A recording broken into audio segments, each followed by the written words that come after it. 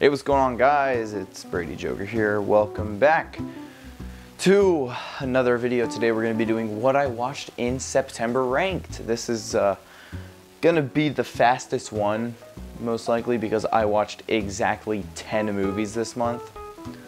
Look, guys, it's just been an incredibly busy time of my life. I am just not really been in the mood watching movies recently, and also, you know, senior year and college app is pretty crazy, so just been stressed out. I haven't really had time to be watching a ton of new movies, but I'm still going to be trying to produce content for you guys. So yeah, we're going to be getting right into it. Let's just start off. Alright, so number 6, the worst new movie that I watched was True Story. This was a pretty generic film, didn't really do anything crazy, but I had a decent time with it. I didn't think it was boring, which a lot of people were like, this movie is so boring.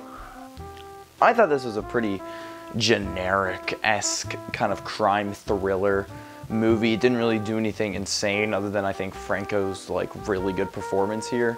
But yeah, I didn't really think it was boring. It kept me pretty engaged throughout most of the movie. It just didn't really stand out. Like, I didn't really think about this one like a day later, so that's really just where it landed flat for me.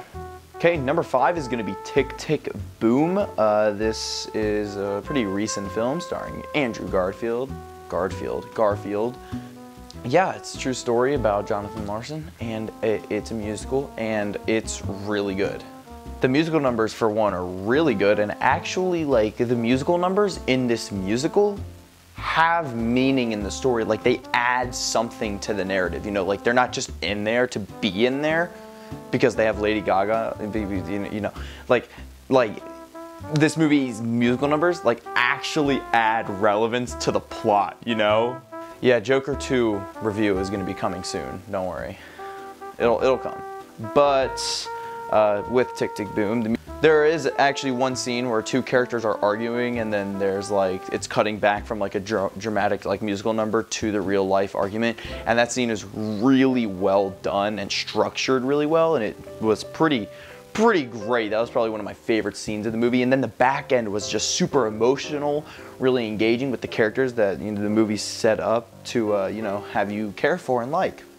The movie is just really good. I really enjoyed it for what it was. Give it a watch. Number 4 is going to be Nocturnal Animals. This was a pretty great movie, to be honest. Very happy. I'm joking. This was like one of the most depressing movies I've seen in quite some time, to be honest. There was no ounce of positivity or happiness in this movie, like, at all. This was just one where it was just like one bad thing after another, one just, oh man, that's really sad, moment after another. It was just like, oh man, when is it gonna end? Doesn't mean I didn't like it though. In fact, I really enjoyed this one. The cinematography I thought was really beautiful. Jake Gyllenhaal gives one of my favorite performances from him. Amy Adams in a very different performance, because she's usually kind of upbeat and cheery and, you know, puts on a happy face. You can, at least from what I've seen, she's usually pretty upbeat and energetic. In this movie, she's very low-key and just silent and pretty depressed, and it's really heartbreaking to watch her story along with Jake Gyllenhaal's fictional, you know, what she's reading, and it's just like, wow. And in a very weird twist of events, Michael Shannon actually delivered one of my favorite supporting actor performances I've seen in a while. He absolutely kills this performance, and it's weird because I despised him in The Shape of Water, which came out like a year later, and he was just god-awful in that movie, and then he killed it in this one, so I don't know. I really enjoyed this one. I mean, I didn't really enjoy it because it was like the saddest thing I've seen all month, but I thought it was a really well done movie. Alright, number 3 is Blowout. This is a Brian De Palma like 80s film starring John Travolta, and John Travolta does, you know, very surprisingly, not actually, really good, because John Travolta is like a really good actor. But yeah, this thing was just super engaging. Like, I was totally in it the minute it started, and like the scene where the blowout actually happens is just like, That scene's really good because he's like out recording sounds, and the gnat sounds in that movie, or I don't know if it's actually gnat sounds, but it sounds supernatural, and it's just like, it really just reels you in. And then the big moment is just, it's executed so well. And then the mysteries, John Lithgow, whatever, he is excellent as this kind of psychopathic character. He's really menacing and, you know, sinister, and I like it a lot. The ending was also really good. Like, the ending was really solid in this movie, and the woman who plays the main girl in this movie does her best. She's probably the weaker part of the movie. Her acting is not the best, but I still find the movie to be really enjoyable, and I like it a lot. Okay, number 2 is going to American Graffiti. No one told me how, like, actually amazing this movie was, like, gonna be. Like, I had heard it was good, but, like, this movie was fire, dude. I'm also just a really big sucker for movies that kind of take place in a single day or night or whatever, all the above. It's just like, it really just reels me in with the characters and makes me feel like I'm really there with them, and it makes me feel more connected to them, which is why I like these kind of movies.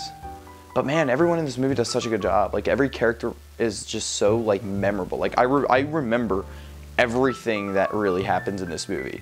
Like, I remember everything, and it's just like, that's pretty rare that I remember so much about a movie after I watch it, but this one just really has stuck with me because it's just like, it's made so well and directed so well and written so well, where these characters are all so likable and dislikable in their own ways. It's just like, wow, it's really fun. The movie is a bit slow paced, however, that's really the only drawback I can think, but other than that, I had an amazing time with this movie. And number 1, the best new movie I watched was The Apartment. This is pretty easily the best movie I watched. This movie was phenomenal. Another really sad one that I kind of wasn't expecting, like a sad movie going in. I thought this was going to be a comedy.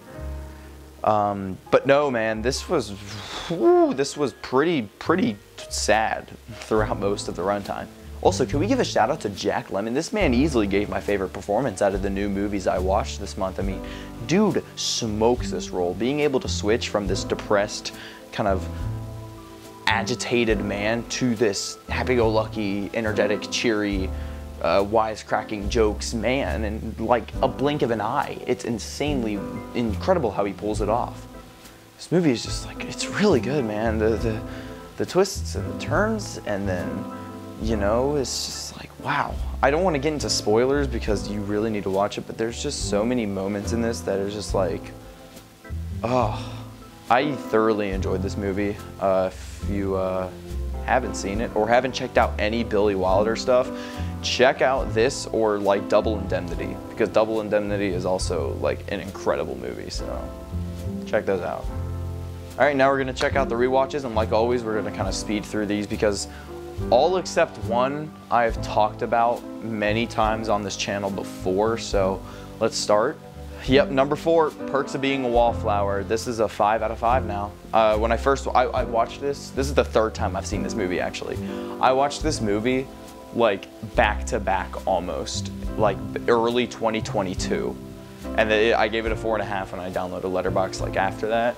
And then I rewatched it for the first time in over 2 years this month, and I was like, oh my god, this movie is so unbelievably good.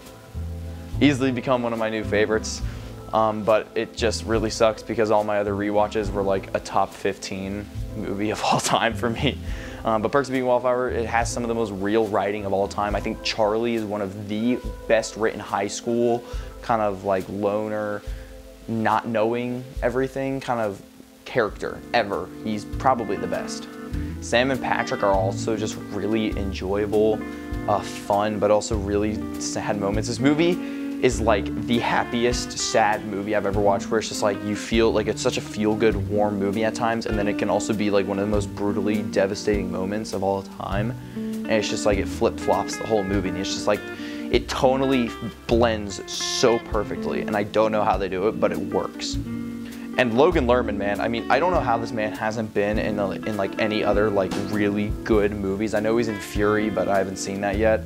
But like, dude smokes this role. Like, I don't know. And yeah, if you haven't seen Perks of Being a Wallflower, check it out. All right, now we're gonna speed through these ones for sure. Number 3 is Joker. You know, I might really like this movie. I have a whole review for it. My name is Brady Joker, duh. I love this movie. I've loved it for a long time. Check out my review if you want my in-depth thoughts. Nothing has changed. I still think it's a masterpiece. I was rewatching it in preparation for Joker 2. But yeah, I still love this one. Joaquin Phoenix, incredible. Yeah, whatever, moving on. Number 2 is gonna be Trainspotting. I have talked about this movie so many times. This is probably, I think this is the 6th time I've seen it. So this will be the 6th time I've talked about it in one of these videos. I bought it on DVD, and that's why I rewatched it. It gave me an excuse to watch it again because I bought it on DVD, so I was like, might as well watch it. But yeah, it's still perfect. It's still one of the most darkly comedic movies while also being super real and raw and devastating and grimy and dark, and it's so good. And number 1 is Whiplash. It's Whiplash. I don't know what to say. It's Whiplash, bro. This got re-released in theaters for its 10-year anniversary. I watched it. It was amazing. Genuinely, I don't know what to say. It's a perfect film from top to bottom. It's in my top 10. Whatever, man. It's Whiplash. Alrighty, and that's what I watched in September. If you guys are interested, check out some of the other ones. Watch my 100 albums in one summer video because, man, that one took a lot out of me. But yeah, thank you guys for watching. Have a great rest of your day, evening, or night, or whenever you're watching this, and I'll see you guys in the next one. Peace.